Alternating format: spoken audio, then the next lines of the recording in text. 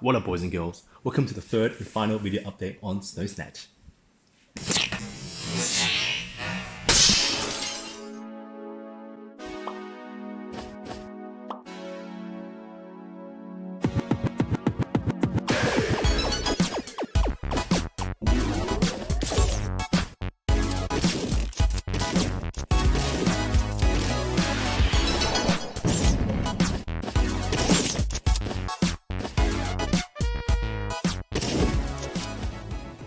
So in the last episode, I talked about how I created bots for SNOWSNATCH. So in this episode, I want to talk about polishing and preparing the game for release. Boring.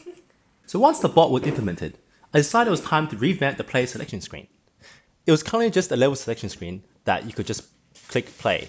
So I wanted to add features that would allow a person to choose between playing with a bot or another friend. To join, you just press the corresponding street key and you can play in multiplayer mode. Once that was done, I decided it was time to add more maps to the game. There are now 7 maps in the game. The first one is called Snowfield, which is just a field of snow with some levels. Fortlands is a level where there's 2 forts on either side. Maze Arena, basically a level with maze elements in it. Slopey Range, which is just 2 big slopes that the player lives behind. Snowless Plains, which is legit just a level with nothing but snow. Boxwoods, this level was made by my girlfriend and it's pretty cool, not bad. And Crate Haven, which is a level that has a fuck ton of crates and your weapons will keep changing because you're forced to take the weapons because they're blocking your way. Oh, what the hell? Hey! Oh shit!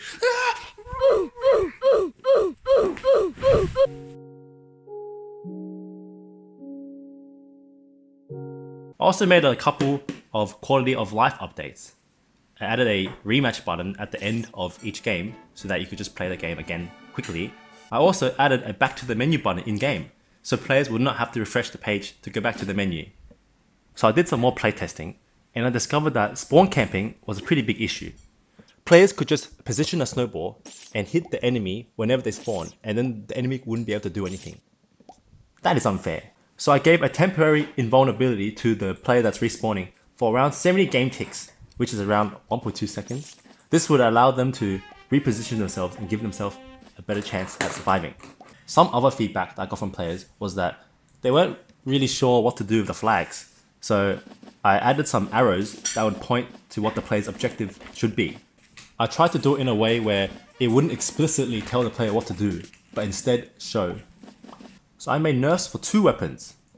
The snow gun was too OP, so I made a longer delay to the weapon to encourage players to use it less and get more of the different weapons. I also nerfed the SNG because it was too OP and players could just spam it in a row and there was barely any counterplay to that. Another thing I realized was that because I didn't implement a loading system for the files, whenever the game loads, it will display weirdly for the first few seconds because not all the files and images have been loaded. So now what I've done is that I've added a loading system which will display just a loading sign until all the files and images and sounds have been downloaded. Pretty good! Finally, the game was nearly ready to be released. I cleaned up all the unnecessary files that I didn't need, such as junk code files, unused images and sounds. Once the game was compressed, it was only compressed to a measly 1 megabyte. I was very surprised that my background images barely took up any space, and the things that took up the most space was instead the audio files. After all of that was done, all I needed to do was obfuscate the code and upload it, and then release it. Alright everybody, that wraps it up for the third and final episode of SNOWSNATCH. You can already play the game, but it's officially going to be released soon. Now, I don't really expect much from this game. I'm just releasing it so that I get experience releasing a game and letting the world play it. That's it. Bye. Take 1. Take 2. That's finished now.